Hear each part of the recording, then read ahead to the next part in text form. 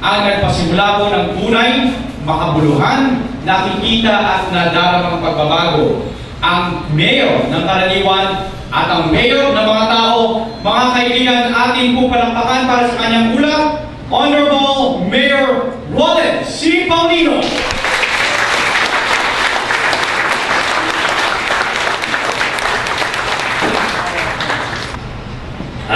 Maraming salamat po. Alam po ninyo, masalamat lang po ako doon sa mga ibang pamulit, pero siguro mas kailangan ko yung tulong para po sa siyudad po natin ang tulong na po. At meron lang po ako na kasi, ito, gusto ko kasi ako ang personal na bumati. Nabati na po lahat. May I just greet, batiin ko lang po yung mga tao kasi siya alam niyo po kung gaano siya nakalapit sa akin. Gusto ko pong batiin, palakpakan mo natin yung mga kasama natin, mga driver na nandito.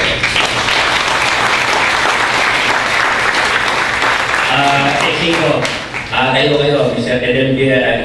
Edilberto Dula. Ayan. Ayan siya. Susunod, si Butch Araneta, si Eduardo Peruana Jr., isa ko yan, kasing ko. Kasi dami ng buhok. Si Christian Paul Dumangas. At si Nestor Morada. Yan. Kasama ko ang kanyang legal wife. Ano ba? Sino ba ito mga to? Ito yung mga faces ng mga tao, pero gusto ko lang sabihin sa inyo. Unang pa to, 12 kasi ito actually. Yung iba hindi nakapunta. Ito mga tao ito yung mga sila po yung dahilan kung bakit ang Olonga po ngayon ay may pinakamaraming insidente ng mga nagsosolid ng mga gamit na naiiwan sa mga tricycle, sa mga jeep. Ito ang mga pinagmamalaki natin na yung isa ko rito ayaw magpasabi, nasoli ko siya ng 40,000 pesos. May kasama ko mga cherry, yung blackberry. Saka ano nyo, sa kahirapan mo ng buhay. Malaking pera sa kanila yun. Pero sinosoli mo nila dahil sa kagaya mo sinasabi ko sa kanila lagi pakamaran ko, mawawala lang lagi yan. Pag may nagbigay, tanggapin nyo, pero huwag kayo kukuha na din sa inyo. At yun po, palakpakan po natin. Tayo na kayo, yung mga kasama natin.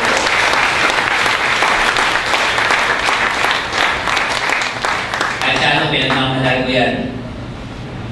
And nakalimutan din batiin nyo ng akin ng mga kaibigan sa Gordon Heights. Of course, si Tatay Alex at saka si Joy Villanueva. And napasin mo ninyo, ang una-una natin kanina bago ang lahat, tumingin po tayo ng pasasalamat at tulong sa ating Panginoon. Because as we always say, no man should enter any important or great undertaking without first invoking the blessings of God. Lahat po nito, tumutulong lang po tayo, pero lahat po yan ay galing po sa Panginoon. Lahat po ng ginagawa natin dito ay galing po sa Panginoon. Kaya palakpakan po natin ang ating Panginoon. And kahit wala na siya dito, unahin ko rin, malaki na itulong sa atin ang ating kagalang-galang na representante ng unang distrito, si Congressman Jeffrey Comol. At saka si Governor Magdani na tumutulong at si Chairman Bobby Garcia. Palakpakan naman natin. Pinili mo natin ngayon, ang tanong ko nga kailangan ba talaga ng ulat? Is it mandatory? Kaya lang po, sabi nila, hindi naman kaya lang. Siguro kinakailangan natin mag-ulat at magpaliwanag sa tao at magpasalamat sa lahat ng tumutulong sa atin. Alam niyo naman yung sitwasyon ng tulong ako sa kayo at wala ko tayong nilihim dito. Kaya nga po nung ating sinabi, yung ating transparency, wala ko tayong itatago. Pakikita natin sa lahat sa tao kung ano yung nangyayari at kung ano pa yung magaganap. Okay? Alam naman mo natin kung May 13, May 13, napaka-awareness na natin, May 13, 2013, nanalo po yung pang 13 na mayor ng Olonga. At yan po ay sa tulong po natin lahat. Ayan po yung sa triangle ng ating, pinakamaraming tao po yan doon. Unang-unang bati sa atin, pagkapanalo, yun ang unang-unang bati sa atin. Yung ating na tayo daw ay puputulan na ng kuryente, ng pisaw. 5.1 million. Actually, nung una, kami nila kagawad-gawo nung ang kasama ko sa konseho. nakakatanggap din tayo lagi ng mga disconnection notice, parang okay lang. Ayos lang. Kaya lang, nung binigyan na kami ng petsa at saka oras kung kailan puputulan, ayun na. Yun na yung katotohanan. Meron pang oras yun, alas 12 ng tanghali ng July 3. Puputulan na tayo. Okay? Bago muna ako magpatuloy, may I just recognize our Honorable Vice Mayor Del Cerezo.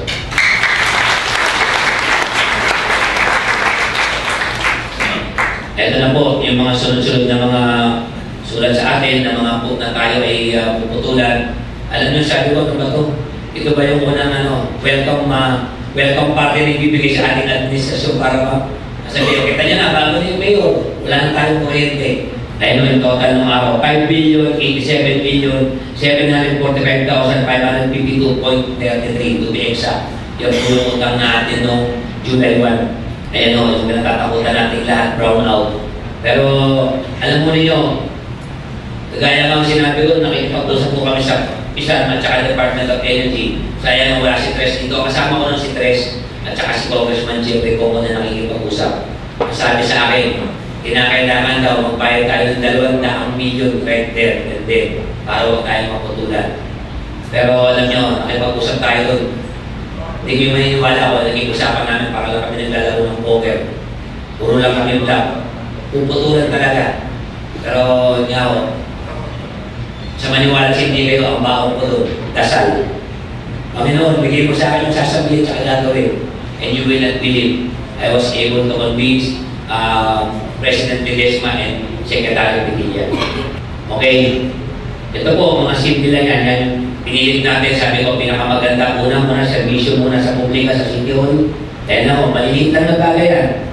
Ano ba yun? Comfort room, drinking station, yun sa persons with disabilities, yung ating financing registrar, yun yung ating terrace dati, na dati ay tambakan, ginawa natin kantin.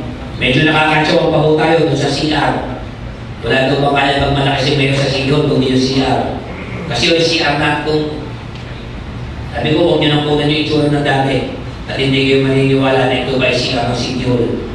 Sabi niya, kita mo na, si Paulino, walang magawa kundi CR. Opo, pasensya na po kayo, CR lang kung kaya kong gawin. Pasensya na rin, CR lang, hindi ko pa nagawa.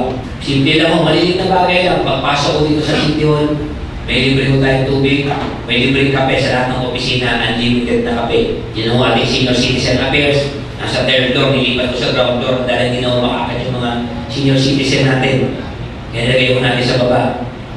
Ito na ho, yung ating x-ray ngayon. Yung x-ray natin ho, bago na. Yung dati kasi wala tayo kung saan tinuturo. Kaya mo yung pag nag-x-ray kayo, hindi na kailangan bumiling-biling. Ito yung umiikot-ikot na x-ray para hindi na pagkatapos ho, yung atin ho, libre na ho ang wala na silang bago to, yung index card, wala na ho check-up fee, pati ho yung CR ng hospital, libre na. Kaya alam niyo naman dati, may bayad ang CR sa hospital. Pag wiwiwi ka, 3 piso. Pag pupupo ko, 4 na piso. Pag nagbayad ka 5 piso, susuklihan ka, candy. Saan ka naman nakakita habang nasisiyan ka, kumakain ka candy. Ayan o, meron tayo. After 12 years old, nakabili na rin ng equipment finally ang hospital. Kung natin nabili yung x-ray machine. Yun yung CT scan natin, pinagawa na rin natin, ang tagal-tagal na sila. Ayan o, yung mga donation mo sa galing sa Germany. Yan o, yan o ay nakapangalan sa Olongapo City Government. Wala akong Roland Paulino Foundation. Si Olongapo City po ang lahat ng may-ari niyan. Ito ho, maliliit na bagay lang mo yan. Alam nyo ba, wala ho kahit isang kutsyon sa ospital na maayos. Lahat ho yan, mula sa private hanggang ward, lahat ho yan, biyak-biyak lahat. Sabi ko nga, paano natutulog yung pasyente dyan? Kahit lagyan mo ng kumot niya, pakigat niya, masakit sa likod. Kahit na anong galing ng doktor mo, galing ka na, tapos papahinga ka, hindi ka makakatulog dahil masakit. Unang-una, natutulog ng pawis yung mga pasyente. Ito, may mga nag-donate sa atin, kaya lang ayaw na nila, nilagay na lang nila ito. Ayan o, may mga donation na tayo. Pinalitan mo lahat ang kutsyon. Actually, may padating pang 50 plus 200. So, hopefully this month, lahat o yan bago na. Ayan o, ano ho ba yung Project Smile? Project Smile po, ito po ay ginawa ko ni Mayor, kasama ko ng ating city administrator at saka ng Consejo na Lahat daw dapat ng tao sa ospital nakangiti. Ayaw ko yung pagmukha kang walang pera, nakasimamot yung tao sa'yo. Pagmukha kang mayaman, nakangiti, ang sarap. Pero dapat to, ang pagngiti natin at ang paglapit natin sa mga nangangailangan, hindi lang pang mayaman, panglahatan. Yan ho yung natawag namin Project Smile. Yung iba ho, pinayagan natin magbawas ng singil. Yung iba naman, beyond our control dahil may mga kontrata po na public. Pero ang importante ho doon, nagmeron tayong libre PhilHealth ID para sa 7,000 na mga mamamayan natin na mga indigents. At nagpalagay na rin tayo ng generator, natatakot po ako eh. Sa sitwasyon po natin yun, na panay ng brownout, hindi naman lagi pa ng brownout yung generator natin doon na mahigit na hong 15 taon yung ating generator, baka nilang bumigay yun, kawawa naman yung mga nasa ICU. Hindi ko ba rin na ayoko na may mamamatayan tayo ng pasyente doon. Ito, pagkatapos po nung ating problema doon sa kuryente, ito naman ang nabigay sa atin. Alam nyo, yung baha na napakalaki na alam natin kung ano nangyari. By the way, gusto kong pasalamat sa lahat ng tumulong noon. Of course, tumulong sa atin ng MOXI, sila Kuya Ruben de Guzman. Of course, si Chairman Garcia, si Congressman Common, yung pong ating DPWH, at saka yung mga tao na ayaw mong pakilala. 15 po out of 17 barangay sa atin ang nalubog. At medyo masama nga ito po doon sa National Economic Development Authority, dalang nilagay nila na damage ng Olongapo ay 1 million. Ano ako magiging 1 million yan? Nagpunta ba kayo sa Olongapo? Isang bahay, dalawang bahay na nasira, ilang pasangkapan na nasira sa loob. Nasabihin nyo, 1 million na nasira. At tinignan natin yung gamit na sa college natin, lahat ng computers lumubog. Wala ko tayo natira to, kahit isa, pati mga librong luma, nasira lahat. So ang talagang nasira natin is more than 1 billion. Kaya tingnan mo, itsura natin nun. At ang medyo masakit ng konti sa atin, hindi lang mo mga putik at mga kasama pati mga basura na nakalutang. Pagkatapos nun, eto no, nakapag-iisa tayo, tulong-tulong, nakapagbigay ng relief goods. Yung relief goods so, hindi sa akin galing. Hindi ko galing kay Mayor. Galing mo sa gobyerno at saka sa mga nagbibigay ko yung mga mabuting loob na gusto tumulong na ayaw magpakilala. Natin, wala tayong mga heavy equipment nun, puro hiram. Ang natira sa atin ay isang lumang tora-tora. Yun yung iyak na luma. Yun na ho ang gamit natin ng araw. Ang sakit nga ng ulo namin ni Vice Mayor kung ano gagawin natin ay nung loob ng triangle. Yung itsura ko ng triangle nun. Sa isang tora-tora, nililis natin lahat yan. Kasama ko yung mga tulong. Medyo hindi nung una, medyo pati sa lugar namin, hindi pa nalilinis na dito, ginawa ko natin na systematic yung lahat. Ang una natin ginawa noon, ang una ko tinanggal, basura muna, bago yung mga puti. Alam mo ninyo, sinasabi nila, bakit si Mayor nalilinis doon? Ang dami naman tao. Alam niyo, mas mabilis maglinis pag nandun si Mayor. Mas mabilis mag-operate yung tao pag nandun si Mayor. Kaya kayo may kita point na lagi ako present kapag nandun. Tinawagan ako ni Dr. Manuel. Sabi sa akin, Mayor, may problema ko tayo. Bakit? Meron nang tinamaan ng leptospirosis pero it's already an outbreak. Kaya unang dumating nun, 80 na pasyente. You will not like the scene that I saw. Pagpunta namin ng ospital, ang haba ng pila, traffic. May mga jeep, may tricycle, may mga kotse na nagpupusinahan. Sabi niya, emergency. Sabi nga sa harapan niya, emergency din ako eh. Alas 11 ng gabi yung pagkahaba ng pila doon sa ospital. At pagpasok po namin doon, nakita namin yung mga kaso ng leptospirosis. Sunod-sunod. Alam po ninyo, ang record na may pinakamaraming leptospirosis was recorded in 2008 in Mandaue. 64 cases. Sa atin, 657. I would like to emphasize this. Kasi po, nung gabi yun, wala akong na-problema na kami, wala nang kama. Wala nang kama, wala nang hospital bed, hindi na aabot.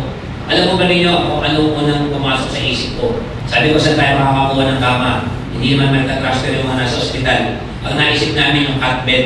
Yung cot bed na ang ginagamit ko pag-donate ng dugo sa Red Cross. Hindi po ako nagdalawang isip, kahit din tinawagan ko si Senator Richard Gordon. Sabi ko, Chairman, mayroon ho tayong problema sa Olongapo. Nagkaroon na po ng outbreak ng leptospirosis. Kailangan po manghiram ng kama sa inyo. Sabi niya, sige, asa ka ba nga sa ospital? Teka muna, si Roland nga ba to? Opo, si Mayor nga po. Hindi siya maniwala na tatawag ko. Alam mo ninyo, Pag mga ganyan sitwasyon nyo, pasensya na kayo. Wala ho akong politika pagdating doon. Kahit na sino, kahit kapit kalaban, hihingi ko ng tulong para lang matulungan yung mga tagulong ko. So, inakatsuhan na ako, tamo. Kay Chairman Cotto ka rin pala lalapit. Wala ho akong problema ron. Kahit lang yun, lalapit ako, matulungan ng mga kababayan natin. Ayan ho kami, kasama ko si Congressman Jeff. Diyan ho ako natutulog noon. Alam nyo, pakiramdam ko, mas madaling gumaling yung pasyente pagkasama si Mayor. Nag-iisip sila, Mayor, paano alam nyo, yung mga kababayan natin, di ko rin ako masisi kung bakit ganun ho yung tingin ko sa kanila. Nasa kadalagayan ng ganun, mamamatay na lang. Ang iniisip pa, Mayor, paano ho kami lalabas? Wala kami pambayad. Pero kung mamamatay ka na lang, iniisip mo pa pambayad. Sabi ko, ganito mo yan. Huwag nyo isipin yung paano kayo gagaling. Basta ako paano kayo lalabas. Huwag nyo isipin yung babayaran, hayaan yung blood test, yung dialysis. Lahat yan, ililibre na natin. Wala nang bayad. Sa isang kondisyon lang. Sabi mo anong kondisyon? Huwag na kayo babalik dito. Yun sa palengke natin. Noong una ho, ang laki ng problema ko rito, yung 20 at 21st. Okupado lahat ng mga vendors yan. Alam naman natin nung araw, sarado yan, bawal magdaan. Sabi sa akin, Mayor, binoto ho namin kayo. Bakit nyo kami tatanggalin dito? Yan, tinulungan ako ni Ate Winnie at ni Ate Ellen. Paano namin dapat? Yung binoto namin kayo, ba't nyo kami tatanggalin? Sabi ko, hindi nyo naman ako binoto rito para gumawa ng mali. O ano yung tama, gagawin natin. So, ginawa ko natin, pinaayos natin ang pinalinis natin. Ngayon, halos lumaki ho yung kita natin sa pagdating mo sa palengke. Dahil mas nagbabayad na ho yung mga tao eh. Dati sa loob ng palengke, maraming hindi nagbabayad. Dahil sabi niya, hindi naman kami kumikita eh. Dahil maraming illegal vendor sa harapan. Ito rin ho yung pag-asa. Yung pag-asa din, ang sakit ng ulo ko dahil naglagay sila ng maraming kantin sa harapan ng pag-asa market. Kaya lang, kailangan din talaga political will. Tinanggal mo natin lahat yan. Tinanggal mo natin yung pagkatapos noon, nilaipat ho natin sila sa gilid sa may 11th Street. Yung gilid ho ng palengke mismo. Pati ho yung pag-asa sa Maniwala kasi hindi, kumikita na siya ngayon. Okay, sa atin naman ng social services, nakapagbigay ho tayo ng 1,644,000 pesos para po sa 684 na individual. Pati ho yung beneficio ng 40s, pati ho yung mga persons with disabilities. Ito, medyo masakit-sakit sa ulo yan. Pero kinausap po natin yung regional director ng CSWD, ng DSWD, pagkatapos ho, tsaka si Joe Pasqua. Dahil kapag kinuhuli namin yung bata, tinidimanda kami pabalik. Tinidimanda kami yung mga nangihingi sa madaling araw, di ba? Ang daming bata at sa magsaysay. Ngayon, no, siguro hindi nyo napapasin dahil hindi nyo nakikita. Ang misang pakilalilan, ang nangyayari po rito, pag kinuha namin, tinidimanda kami pabalik. So, ginawa namin yung, kinukuha namin yung mga bata, tinatala ko sa Station B. Pagkatapos na sa Station B, dadalhin sila sa Social Development Center natin sa Mayumi. Pero yung ibang mga notorious, dinidiretso na namin sa Taguig. Sa Taguig, 3 taon sila ron. Bahala na yung DSWD sa kanila. At nung magkasunod ko sa pag-asa ka lalaki, andun si Kapitan Sionson nung kasama si Kapitan Katulugan. Alam nyo, doon ako medyo dahil yung protection ng mga bata, masyado nilang alam. Nasusunod sila doon, ako nasusunod, pinulungan namin ni Vice Mayor, pinulungan ng Consejo, dinala namin sa cover court ng pag-asa, binigyan ng mga damit, binigyan ng libro, Normally, kapag nasusunod ka, ang hinihingi mo, damit, pagkain. Sa Maniwala at Seke, mula lang, anong hinihingi ng mga tao doon? Alam nyo kung anong hinihingi? Mayor, paano yung birth certificate namin? Birth certificate dahil yung ginagamit. Matanong ko, sino siya yung may hawak ng birth certificate dito? Dahil sino may dala? Wala. Pero yung mga bata ko, may bibig na birth certificate na sa bulsa. Kapag siya yung nahuli, minor lang po ako. Wala magawa yung pulis. Kaya nakipagtulungan mo tayo doon sa Region 3 mismo at saka kay Joe Pasqua, very efficient. At saka sa mga kapulisan natin. Yun yung dahilan kaya wala natin yung mga bata. Pero hindi namin sila pinabiyay ng paksanan at saka niligaw.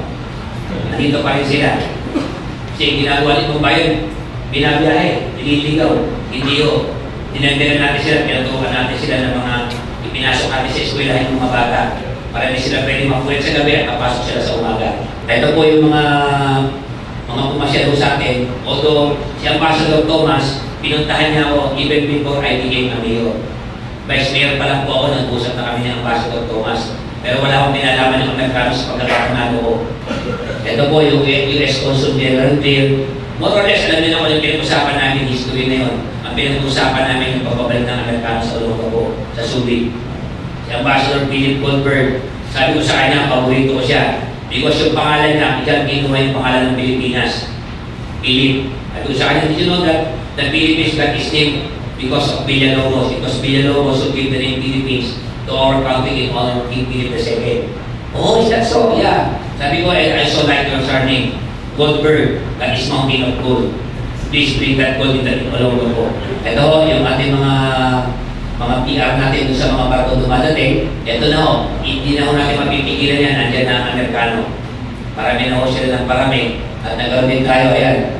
Pati ho yung basketball, nakikipag-basketball tayo sa kanila, nakikipag-golf, nakikipag-tennis, para lang maramdaman nila na welcome sila dito sa Olongapo. Huwag nyo lang yun. Tinampakan kami ng mga kanong, ang lalaki. Ito, pati ho yung delegasyon ng Virginia Beach kasama ng Great Mission, nagpunta ho sila rito, naghahanap sila, meron ng exchange student dyan between Virginia and Olongapo. Ang i-charge naman niya sa Gawad Chong Cortez. At yun yung mga kabataan natin nakapunta ng Virginia, yung mga taga-Virginia naman sila naman ang pupunta rito. At nung Great Mission nila, kaya nagpunta sila rito, naghahanap sila ng mga partners at saka negosyo dito sa Olongapo. And nung pumunta po kami sa Virginia Beach, alam nyo, makatindig balahibo yun. Meron hong kalye sa Virginia Beach na nakaturo Olongapo, Philippines, 13,000 kilometers away. Bukod po doon, meron magdudunit din po ang Virginia Beach sa atin ng dalawang isang 25 footer na Boston Whaler at dalawang rigid hull na impeccable boat.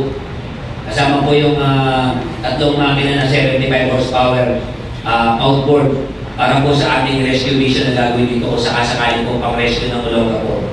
Natutuwa po ako at ang daming honesto yung mga pinakilala ko sa inyo kanina, yung mga honesto natin sa Olongapo. Kaya, ito totoo honesto. Taga-Sampales yan, taga-Castilleros. Yan si honesto. Raiko. Yan totoo honesto. Ito naman, yung mga tatay ni honesto. Ang dami niya, sabi ko kasi ang dami-dami mga driver niyan. Okay, pinadaling negosyo sa Olongapo. Ano ba to? Kasi dati, alam, puro mga negosyante na hindi mo. Sinong araw pa, marami sa akin na reklamo, November na, December na, wala pang permit. Yung iba, last year na, wala pa kaming permit. Ang ginawa ko kasi natin sa ating permit division, dati kung papayag ka, pagkatapos magbabayad ka, bibigyan ka na ng requirements. Pag nakumpleto mo yung requirements, tsaka ka palang babalik, at tsaka palang aayusin ang iyong business permit. Abutin ka siguro 2, 3 months, 4 months, 5 months. Ang problema ko lang doon, paano pag inutang mo lang ang puhunan mo? Pag inutang mo yung puhunan mo, 5 buwan na, bayad ka ng bayad ng interest, hindi ka pa nag-o-open ng business. Ngayon mag-file ka ngayon, ngayong araw na to, makukuha yung provisional permit mo, start your business today. Tapos yung requirements to follow. Bibigyan ka namin ng 1 month at 2 months para mag-comply. Pag hindi mo na comply, tuloy pa rin yung big business mo. Kaya na, magbabayad ka ng extension fee. Yan medyo tumaso na natin collection ngayon. Yun yung dating 4,000, ginawa natin 1,700. Tapos yung iba namang 750, ginawa natin 600. Okay, yung business registration po natin, noong 2012 to 2013 is 6,570. Ngayon ay 6,843, dumami po ng 300. Pero yung revenue, yung collection natin, tumaas po ng 14% in 2014. Ito lang mga ano lang po yan, mga tawag ito, mga palamutin ng buhay. Mga tinatanggap pong award ng Olongapo. Hindi ko award yun, award po ng Olongapo. Award ng mga kasama ko nagtatrabaho sa gobyerno at award natin lahat. Ang gusto ko pasalamat sa harapan ng lahat sa tulong mo ng MOXI na nito Olongapo Chamber of Commerce and Industry sa kanya ng mga tulong. Alam niyo, it did not take me 15 minutes para po makakuha tayo ng mga bagong instrumento na kasi po yung Olongapo Marching Band na wala po yung instrumento, hindi ko namin alam kung saan napunta. Basta nawala. Pero sa tulong po ng MOXI ay nakapagbigay ko ng palakpakan naman natin ng MOXI.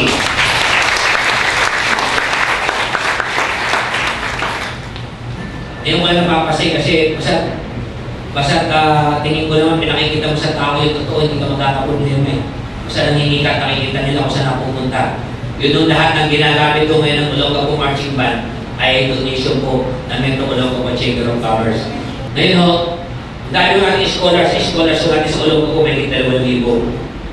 Kaya alam mo, lagi kong ibinibili sa mga scholars natin Kasi po, pasalamat sila ng pasalamat kay Mayor eh. Mayor, salamat po, scholar niyo ako. Sabi ko, pasensya na kayo, hindi ko kayo scholar. Scholar kayo ng syudad. Hindi ako gumagastos sa inyo. Syudad ang gumagastos. Kung gusto ninyo makabawi sa akin, simple lang. Patapusin nyo, pakitaan nyo ako ng magandang grade. Kung graduate kayo, magtrabaho kayo, at pagkatrabaho na kayo, kumuha kayo ng 1 o 2 bata, paaralin nyo, bayad na kayo sa akin. Yun ang ginawa natin, napakasimple. Hindi ko kayo scholar kayo ng syudad. Hindi ko yung pera. Kaya ito yung unang gumalang sa atin ng unang mga first 2-3 months. Kausap ako ni Kuya Sammy, nila Kuya Bong, na may problema sa patient order noong una. Alam ko naman yung isla nung araw. Dumating ko, dumayo yung mga mandurukot dito, tsaka mga snatcher. Ako, ang dami. Totoo po yun. Umaamin ako sa inyo na nung unang mga buwan natin, talagang parang free-flowing yung mga... Pero alam nyo, ito yung sabihin, yung Vargas case. Sumuko sa atin yung mga paglasan tayo ng Patient Order Council, nagpatulong tayo at nagtalaga tayo ng kinausap na natin yung mga kapulisan natin. Ngayon, marami gumagamit mga riding in tandem. So ang ginawa natin, kumuha rin tayo ng riding in tandem. Kaya lang yung mga armalay na lang. Yung mga pulis natin, mga riding in tandem din. Lahat ng presinto, binigyan natin ng motor. Binibigyan din natin ng gasolina yun. Ito na yung Civil Advisory Council para po yung ating yung kasama dyan, si Kuya Ruben, si Judge Ligaya, si Kuya Randy Shonson, si ang ating Public Affairs, si Tonette Bayaro, si Dr. Manuel, kasama din mo natin. Pero kasama natin yung PNP Chief, si General Purisima. Ngayon ho, yung SBMA tumutulong sa atin, ang Palcor, at ito nga pala yung Palcor. Palcor natin yung Palcor. Ayan o, yung kompa naman, nagbibigay ang Palcor sa ulong ako. Kinukunan natin ang picture, ilalagay natin sa Facebook, pinakikita natin pati cheque. Para lang lang ng tao na nagbibigay. Dapat natin mas malakas pa ulit. Mas malakas yung palakpak, mas malaki na yung donasyon. Kaya ako pinaulit eh. Ayan o, naglagay din tayo ng internal audit unit. Ano ba yung internal audit unit? Ito po yung nagko-control ng pagbili ng mga presyo sa city para nakakatiyak tayo na bilhin na syudad ay mura lang. So nakatipid tayo ng 6.6 million kumpara last year. Tapos linggo-linggo, tuwing Biyernes, nagre-report po tayo sa radyo, sa tulong po nila Kuya Egay, isa. Pasalamat din ako kay Kuya Alex Hermoso, Kuya Tita Sen, kay Kuya Ray, Espiritu, sa pag-report po natin kung ano nangyayari sa loob ng isang linggo sa ating syudad. Ayan, yung utang sa bayan. Dapat pahuli natin, inunan natin ito para hindi sila makakain pagkatapos ito. Ang utang, ang balanse po natin sa DBP ay 426 million. 5 billion naman po sa Rizal at sa Department of Energy. At meron kami bago na yung sa landfill na inabot natin, 455 million. So ang utang po ng ulong po para sa kalaman ng lahat is more or less 6 billion pesos. Okay, ito po yung ating mga sports program. Noong po nakaraan itong huling summer natin, ay nagbigay po ang city ng free sports clinic sa lahat po ng magbigay po tayo sa badminton, sa chess, sa tennis, sa futsal. Ang futsal natin, by the way, is national champion po yung ating futsal. Swimming, saka yung ating pong suporta sa palarong pambasa, sa Philippine National Games, sa Clara, yung mga bata natin, pati yung mga papuntang Philippine National Games. Alam niyo, binigyan natin lahat ng allowance yun. Finally, ang taas ng ating nakuha. Alam niyo, for the first time na aalis tayo, bago kami umalis ng lahat ng delegation, hindi ko. Wala nyo kung anong pabaho ni Mayor. Maliban sa pera, dinadalang ko. Nagdadasal kami bago umalis. I make it a point na lahat ng delegation natin na aalis, we send them through prayers. Ito yung Air 21, ginawa nila tayong first leg. Ito po yung mga dagdag ng trabaho. Out of what last year, ang nadagdag ng trabaho na natulungan natin ay 5,650 na po. Yung iba direct hiring sa ginagawa natin mga job fair. Pakunti-kunti, o bisan, makakadyaw ka. May 200 lang. Kahit 50 lang po, masaya na ako, may 50 ang bagong trabaho. Abay, masaya na ako lagi, kahit dalawang at tatlo, kaya ako. Basta may nagdadagdag ng trabaho, yung man ang gusto natin dito, magkatrabaho lang yung mga katulong ako. Yung may git na 3,000 na tutulungan natin, meron tayong mga livelihood training sa tulong nila Kagawad Dalian, nila Kagawad Edna Ilani, sa kanila. Yung ginagawa natin dito, bartending, reflexologist, ay yung senior. Yun ho palang mga ako nila sa doon, pinagturo ako magmasahe. So, karamihan sa kanila doon, nag-reflexology na. Ang bayad sa kanila ay 50 pesos every 30 minutes. Areho, yung ating landfill project na ginagawa ito sa Kabalan. Ito, sa inyong Kabalan to, yung Del Pilar Street. Uli siya na asphaltohan, 1982. Ito, yung mga tulay na ginawa natin. Hindi kayo mahiniwala, ganyan yung itsura nila nung araw. Pina-ISO natin yan, yung mga ilalim. Pati ho yung sabi kasi, problema ko namin yung balik-balik at saka yung Gordon Heights. Nahihirapan ko sila tumawid doon. Alam niyo ba hindi sila nakakatawid doon? Marami tayong hindi alam. Hindi sila nakakatawid doon, dumana sila sa mga bato-bato. Kaya na ho siya ngayon, bupweto na siya, at saka may railing. Para naman hindi nahuhulog naman yung iba kasi hindi nakakala, lalo na parang lubid lang po yung tumatawid-tawid sila doon eh. Ito yung Rotterdam Road, nakupo, ang tawag namin nung araw dyan, Labor Road. Pasalamat din ako sa suporta ng City Council si Vice Mayor ng buong museo. Tawag namin dyan Labor Road. Bakit? Maternity Road. Kasi po, kapag buntis ka dyan, 2 block pa lang nakapanganak ka na. Kaya alam mo, medyo na ano lang dyan, pinagawa kasi namin yung drainage kaya na-delay. Ang sekreto po ng magandang karsada ay magandang drainage. Kahit no maganda yung karsada yung magulang drainage, sisirain agad. Yan ho yung Rotterdam Road. Ito actually, ito ang pangarap ko. Maraming salamat, andito ho yung kasabwat ko sa Subic Water. At Engineer Luis Ramirez sa iyo ka na. Palakpakan naman ang Engineer Ramirez. Kasi magbuhat ko nung bata ako, bigdadaan ako, pupunta kami ng Baloy, magbibits kami ng Papa. Pati ng mga nanay ko, pupunta kami ng beach. Yung nagpakulaw na yan, magbuhat nung magkaisip ako, may pina na dyan ng iba. Ito yung, alam mo na yung finally, kami nung, kaya natin na ito, last month, no? Ito yung 2 weeks ago, 3 weeks, may tubig na po sa pangulaw. Nilagyan na po ng Subic Water. May tubig na po. Sabi ko nga lang, medyo masama lang ang loob ko dahil may tubig na kayo. Sabi niya, bakit? Hindi ko na kayo makikita na hinihingi ko sa highway. Ay ano, may tubig daw sa pangulaw. Pati yung sa Sipul, sa taas, mayroon na pong tubig. Sa water na lang po ng pagpapakabit nila ng metro. Pero nandun na po yung source, malakas na yung tubig. Sabi niyo, alam niyo, ano po yun? Pangako ko po yun nung personal kong pangarap yun. Sana dumating yung araw yung mga tao doon may tubig na. Hindi na po yung nakapila sila araw-araw. Naku, ito na po. Ito na po yung ating main yung dredging. Pasensya na po kayo, kadalasan ako sa ilog nyo ako nakikita. Sa inabot po ng bayan natin ng baha, hindi na ako papayag na makulit yung dati. Ang una kong ginawa natin dito, yun ho sa may bukana po ng Parola, sa may Gordon Park. Yun ho yung una natin pinaklir. Pinaklir natin yun, yung mga ilog, hinukay natin lahat. Eh, natingnan nyo yung Kalakang River, eh, ano ho yung ginawa. Ito na ho yung ito na ho yung sa may, sa ba to? Sa may Kalaklan. Ito ho yung dati na itsura niya, pwede kayong magdaan. Nung araw nga sa may Santa Rita, meron pang palayaw dun eh. Diba? May palayaw pa ron. Ito ho yung sa may Mabayuan. Ayan ho siya. Ito na ho ngayon. Pero maliit pa rin ang ulo ko as a masineo. Lahat ng sermon inabot sa akin dahil yan ho. Nagka-problema ko tayo dyan. Baka sabihin, alam niyo totoo. Napabayaan ho nila yan. Nawala ako ng serving ko dahil nagpaalam ako nung June. Napupunta ako ng Amerika. Pagbalik ko, umuulan. Yung buhangin na yan bumaba. Kaya ngayon, pinauulit ko sa kanila yan. Back jump. Ito ho yung marikit. Yan ho yung original na marikit. Yung marikit park sa gilid. Ayan ho, medyo binantayan ho natin, araw-araw natin binabantayan. Ito, tuwa nga si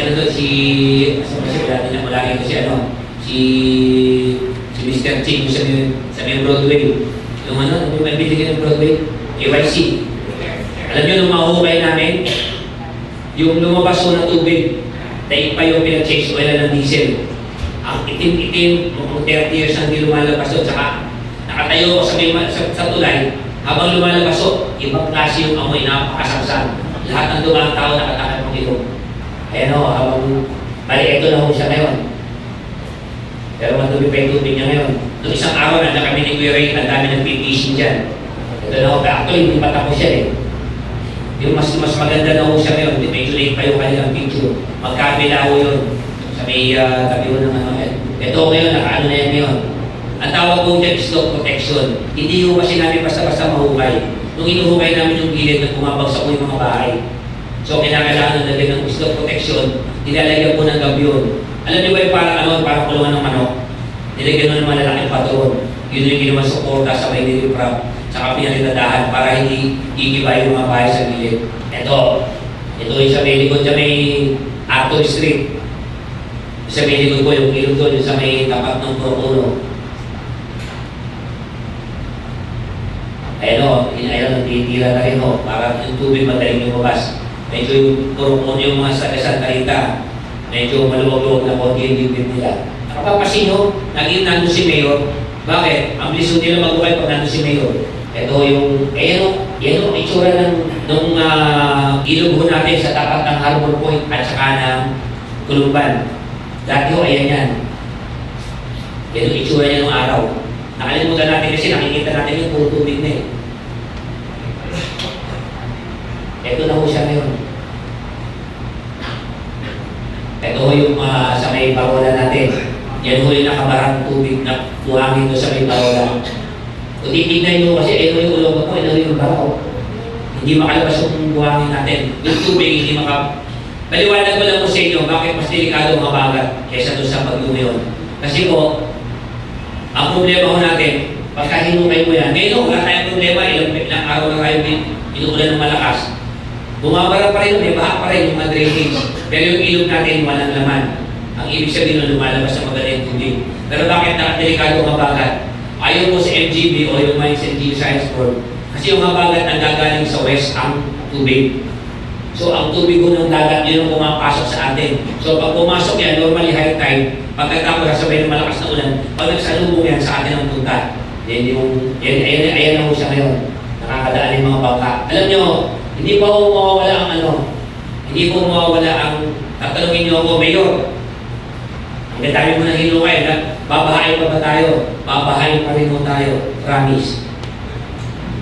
Pero kung ang liig dati, ang dibdib na lang ngayon. Pero baka pa rin. Pero mali mo baka maging hambang gandewa. Pero ito ay isang continuous operation. Basta kahit na umuulan, basta low tide, pwede natin banatan yan. Pwede natin tanggalin. Pero minsan magtataka kayo, hindi naman umuulan, maaraw naman, ba't hindi ginagawa? Kasi po high tide. Hindi natin may baba yung equipment natin, baka masira. Tutuloy-tuloy natin yan. Ito yung mga inaprubahan ng City Council. Marami pa sa palakpakan ng City Council. Ito yung mga guys ngayon sa Quezon. Ito, ako na ito, lalabas na ito. Nag-order na tayo. Ito yung mga amphibious na mga equipment to. Para 365 days a year. Basta wala lang bagyo. Matatanggal natin, makakapabuhay tayo. Matatanggal natin lahat yan. Ito yung mga yan na inaprubahan ng Council. Pero approve na ho ng Council yan, may pondo na po. Ito yung dredging machine natin na nasa may kapatunan ngayon ng Harbor Point. Yung nasa may pagitan ng Kulumban. Lagi natatanong mo si Miguel doon. Ito yung dredging machine. Actually, kung lahat ng equipment na yun at pinakita namin lahat, total ho nun ay 61 million. Kaya nga sabi ko nung araw, dapat binili na natin equipment na yan. Kung paano sa binili natin ng dredging machine ay 89 million. 89,999,000. Walang po na 1,000 para 90 million. Na ito yung dredging machine, bilhin gano'ng karami equipment mabibili mo sa 61 million. Ito na ho yung ito yung binili natin na dump truck. Yung dump truck ho na yan. Pasensya na ho pero galing mo yun sa night market. Aaminin ko sa inyo, galing mo sa night market yung pinabili namin ng dump truck. Yun hong bako, donation ng SM. Kausap ko si Kuya Mon, nahihirapan mo kami sa pagbabayad ng kuryente sa ulong bato. Marami yung barangay, walang kuryente o walang ilaw sa poste, hindi mo nila mabayaran. Kaya nga sabi ko, yun natin yung kahit na iutang natin yung solar o yung LED. Yung LED po kasi, Yung wattage yan, 350 watts ang ilaw po natin. Kung pwede natin pagdala kahit natin 35 watts lang. Para yung isang ilaw, ang katupas niya 10. Ito, isa natin sa City Hall. Yung pagiging Wi-Fi zone. Yung mga mahilig sa inyo mag-ano, pwede naman yan eh. Wi-Fi zone ko, lalagyan natin yung triangle, Wi-Fi zone. Para yung mga nagmamasahe doon, naka-Wi-Fi. Tapos triangle. Tapos yung mag-sisig drive. Pasensya mo na mga may internet ha, pasensya na kayo. At yun yung talaga, hindi natin matapos by the end of the year, nabukulong ako naka-Wi-Fi.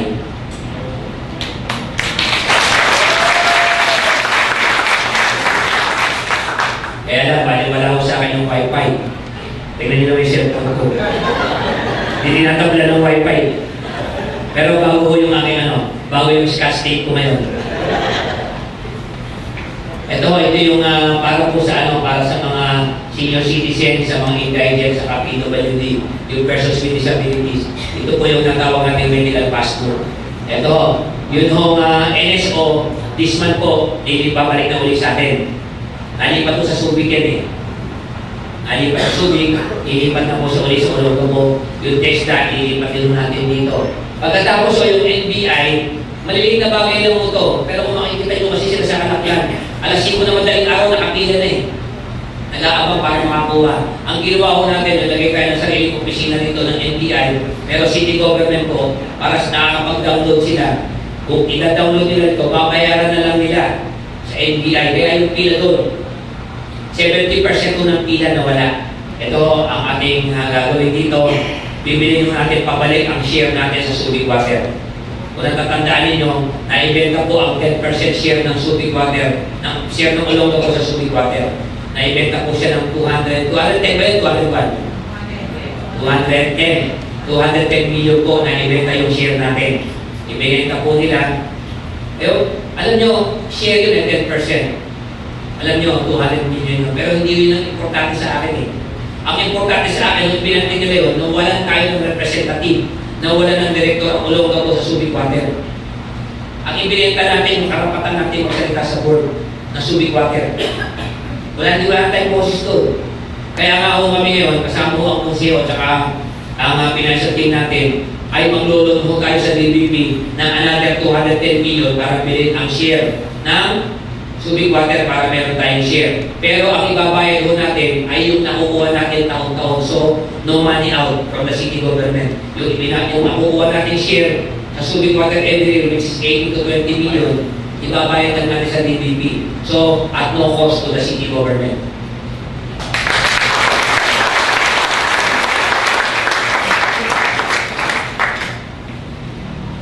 Ngayon, ito, gusto ko naman pakilala sa inyo yung aming team, ang konseho, na pinungunahan ni Vice Mayor Cerezo, si Kagawad Ed Marsan, Kagawad Dong Cortez, Kagawad BJ Cahudo, Kagawad Noel Atienza, Kagawad Edna Ilani, Kagawad Eric Piano, Kagawad Dr. Ed Guerrero, Kagawad Ellen Dabu, Kagawad Atty. Willie Muntong Ortiz, at si Kagawad James Bakay, and of course, Kagawad Randy Johnson.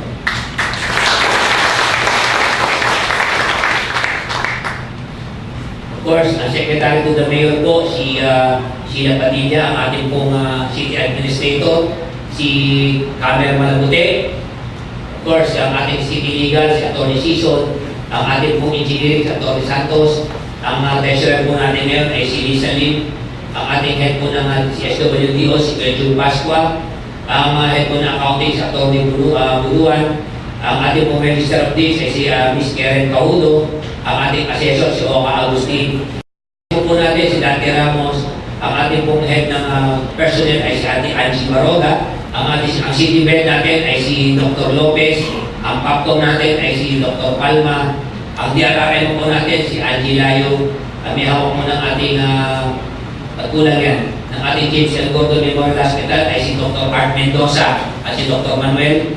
Ang ating pong head ng UBSP, si Randy Ledesma, ang ating PhilHealth, si Lee Jose, ang ating tourism officer, si DP Ligaspi, ang ating pong live si Eric Tanyanya, ang ating pong MIS, si Jerry Angel, ang Barangay Affairs Officer natin, si Julina Jimenez, at ang ating sports ay si Alex Tyson. Of course, ang beautification natin si Kuya Rolly, ang building administrator natin si Alex Amador, ang senior citizen si Ben Diaz, ang Pag-asa Market si Vito Reyes, si Pastor Abayari naman sa public market.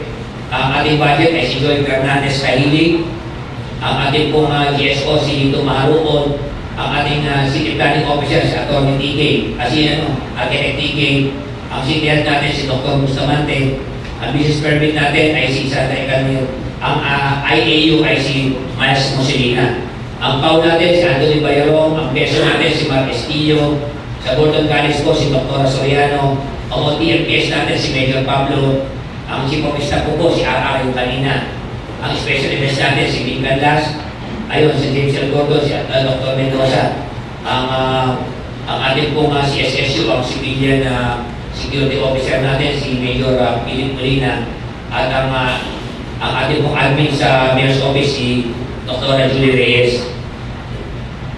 Alam po ninyo, ayan, at ang ating pong consultant ay si Dr. Luigi Pumano Garcia.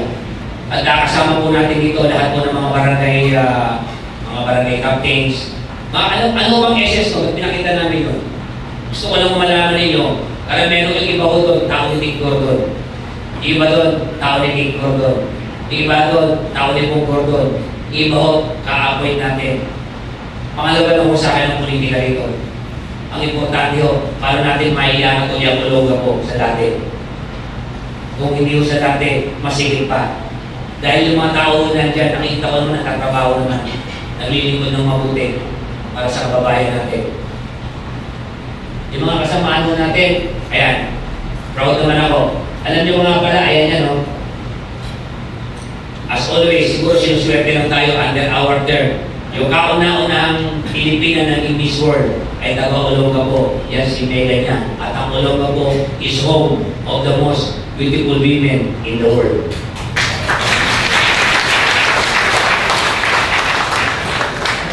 Alam niyo, meron pa nga palang isa. Starting mo sa Monday, papasok na yung bus natin sa loob ng SDMA. Yung bus ng Victory Liner na dinonate sa atin. Ipapasok ko natin sa hapon at magsya-shuttle ng Amerikano papunta ng Magsisay. Tapos pagdating ng alas 6 ng gabi, ay iuwi na sila. Magbabalik-balik ko yun para meron sila shuttle. Kaya kagaya ko ng sinabi ko, kasi iniisip ko, ang SPA ba ay competition ng Olonga po? Dapat hindi. Dapat sumabay tayo. Dapat meron silang dahilan para lumabas dito. Ngayon, kung di natin malabas, hindi mo na negosyante, pumasok tayo sa loob, tayo na mag-negosyo. Di ba? Dapat tayo mag-negosyo, tayo na negosyo. Malakas pa naman ako sa isang director ko.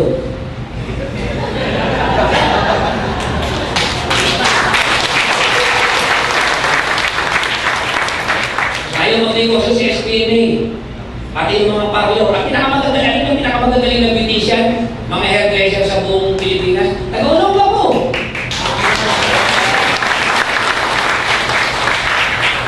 Kaya lang, hindi nyo masyado nagugupiran niya, wala na. So, sa inyong lahat po, actually, nasa sa inyo po yan. Kasi po, katukulan ko po mag-report sa inyo kung ano nagaganap. Kung meron po kayo nakikita hindi maganda, pwede niyo naman ako kausapin anytime. Sa maniwala kayo sa hindi, ang mga katext ko po, mga street vendor po, yung mga driver, yan yung mga katext ko. At nasasabi ko sa akin, actually, sa Kabalan, meron ng grupo doon na tulak. Kaya lang, hindi na sila tulak, naihulog na sila lahat. Dahil yun po sa mga yun, mga text lang ng mga kababayan natin. So, sa inyo pong lahat, ito po ang ating report for the first year. Alam nyo, tinitingnan ko yung sarili ko kahapon ng umaga at WC. Tinitingnan ko yung sarili ko sa salamin. Sa loob na isang taon, may nagawa ko. Ano ba yung nagawa ko? Tama ba? Kulang ba? Ay, kayo no, alam nyo, pinipilit ko, kaya alam mo, sabi nga ng mga kasamahan ko, may security no ako, nagpapalit sila, napapagod sila. Sabi ko, napapagod kayo ako, wala akong alternate. Wala akong kapalit. Pero, hindi ko totoo, hindi ako natutulog din po ako.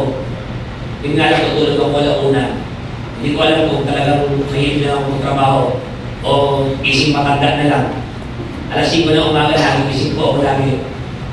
Alas 5 bisig na ako at umiikot na ako sa Olonga po at sinecheck ko kung nalilinis ang mabuti, kung nagagawa, kung gusto yung patient order. Malilitong bagay pero alam ko, it means a lot to a lot of people. So siya yung lahat po, ito po ang ating report para sa aming unang taon. Magandang araw po sa ating lahat. Ladies and gentlemen, once again, Mayor Ron